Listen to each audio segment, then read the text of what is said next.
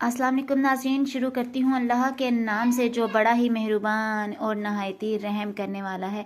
अस्सलातु वस्सलामु अलैका या रसूलल्लाह व अला आलिका व सहाबिका या हबीबल्लाह।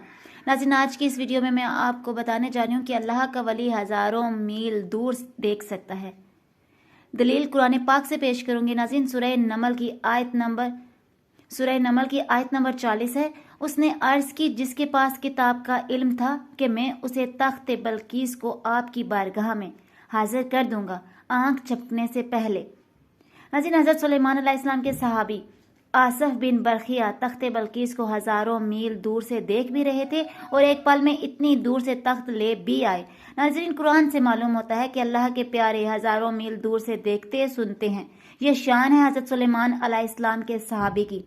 नाज़रीन, सोचिए कि हजूर पाक सल्लल्लाहु अलैहि वसल्लम के सहाबा की शान का आलम क्या होगा।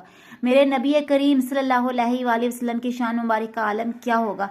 आज की गुमराह बेदीन मुनाफिक लोग कुरान पाक का इनकार करते हैं और अंबिया और औलिया की शान का इनकार करते हैं। आज की इस वीडियो में इतना ही। अपना रखिएगा। बहुत